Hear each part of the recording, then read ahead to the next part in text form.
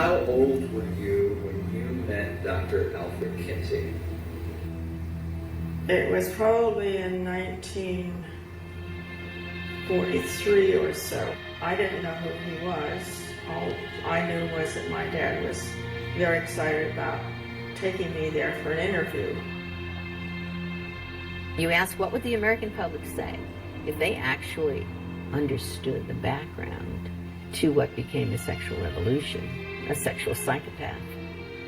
Do you ever remember your father molesting you with a stopwatch? Yes. If the American public knew that Kinsey worked with a Nazi pedophile and encouraged his rapes of children and possibly even and eventually the murder of this one little girl.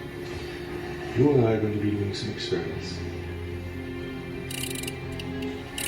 This man was the singularly most important individual in the decriminalization of every single law that we had ever had that protected women and children.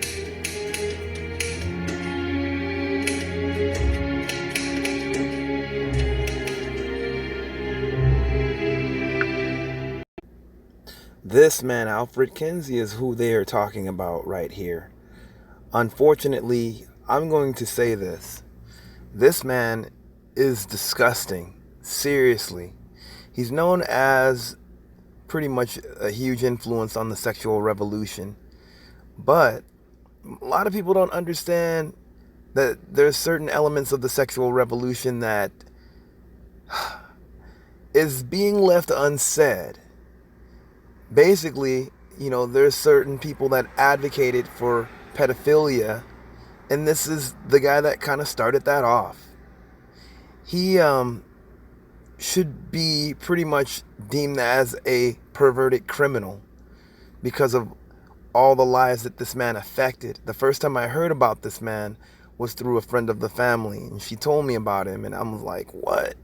Then later on, I just kind of started doing different researches about him later, and then finding out about him and other things about him even more recently that I'm like, ugh, disgusting. One of the things that I had found out some months back, especially doing studies into certain people within this whole Third Reich thing, that this man basically got a lot of data from different pedophiles that basically were molesting their children or molesting children or whether they were or not, or they just had at the time, taking notes and sending it to him. And he has books based off of these guys' notes. This is one of them. This disgusting pig, Fritz von Balusek, was a Nazi that pretty much molested so many children, I heard. And he even killed someone. This devil right here sent Kinsey notes. Kinsey asked for the notes that he took while molesting these kids. Just disgusting stuff, man. Really disgusting stuff. It's one thing to be a Nazi. It's also one other thing to also be a Nazi and a pedophile. But then again, when you have an organization that is established by the devil himself, literally, because a lot of these guys were into just the occult and all that stuff too. And some of them I've read and heard that they actually use kids for human sacrifice. It's really bad. Really, really bad. And this is what you have when you have a bunch of freaking demonized people ruling and trying to take over.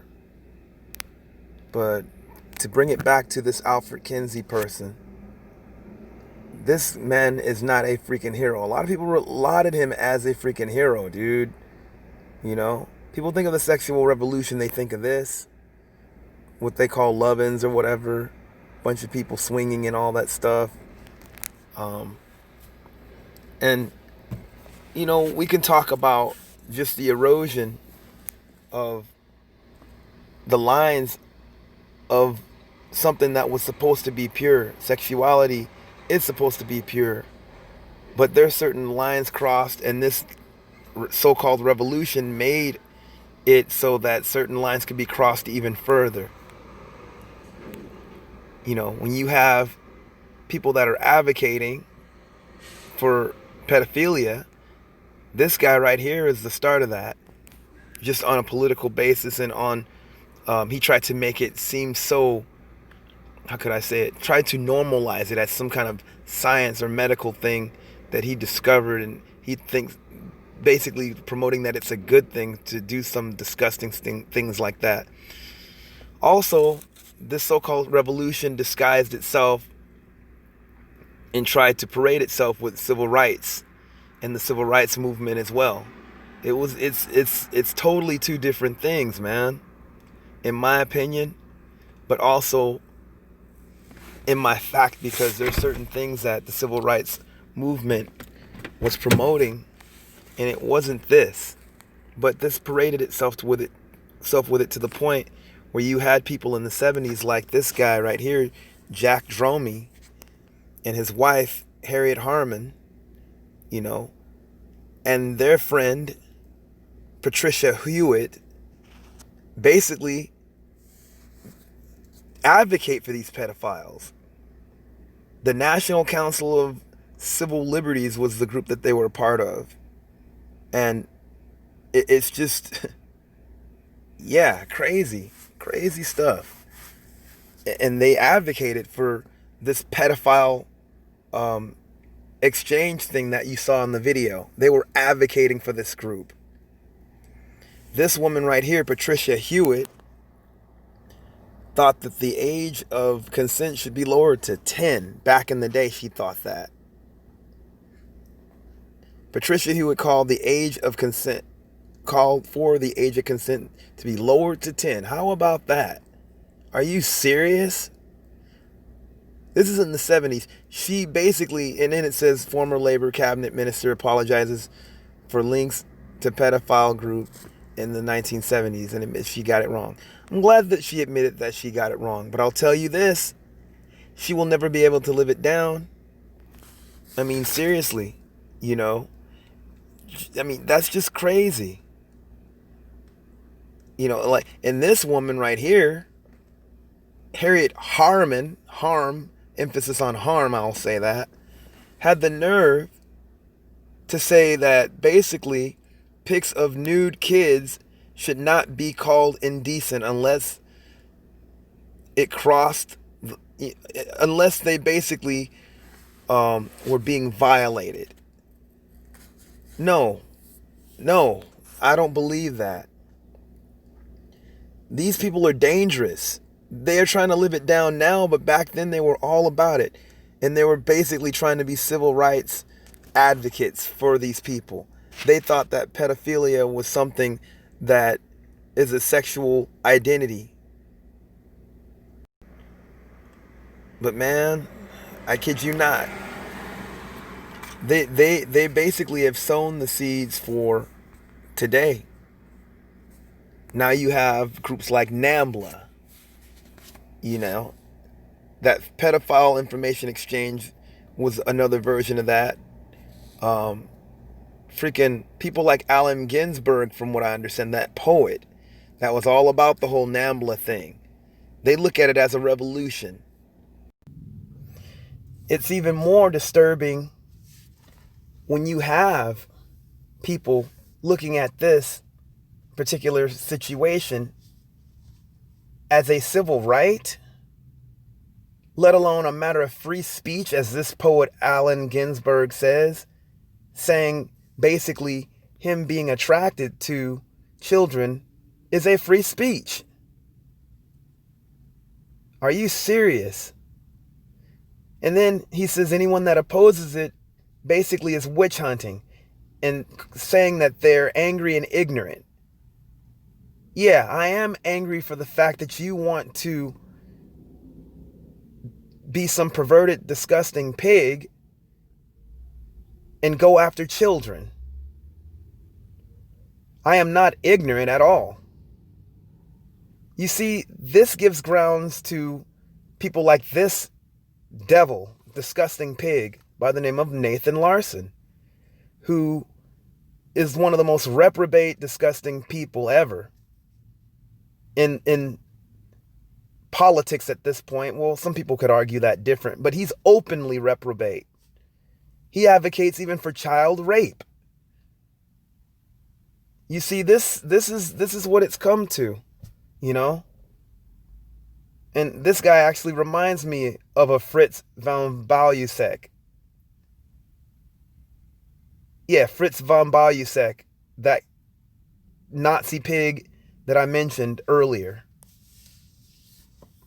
Yeah, this guy is a white supremacist and an advocate for pedophilia and a bunch of other disgusting things. But you see, this is what it's come to. This is what, or what I'll just say what it's going to if we do not stop this kind of disgusting advocate for this kind of thing. I am not going to pacify pedophilia at all. I'm not going to look at it as a sexual orientation that needs to be accepted. The Most High did not make us to be like that. And we've had to fight against this evil for thousands of years.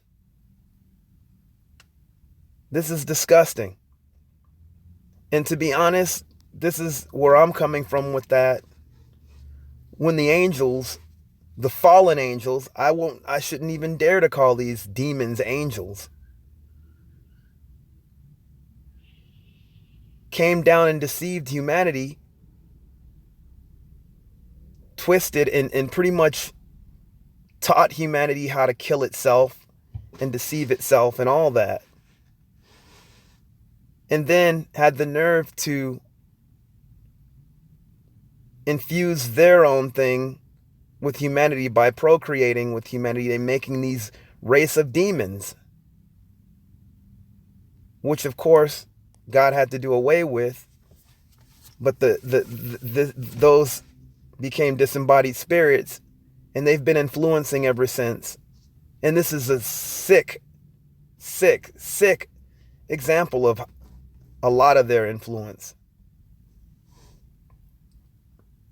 I know many of you guys don't believe in that stuff, but I'm just coming from where I am. This is, you know, I'm definitely quoting the book of Enoch, and just, that's a whole nother story. But these are what these demons have done. They've made humanity into nothing.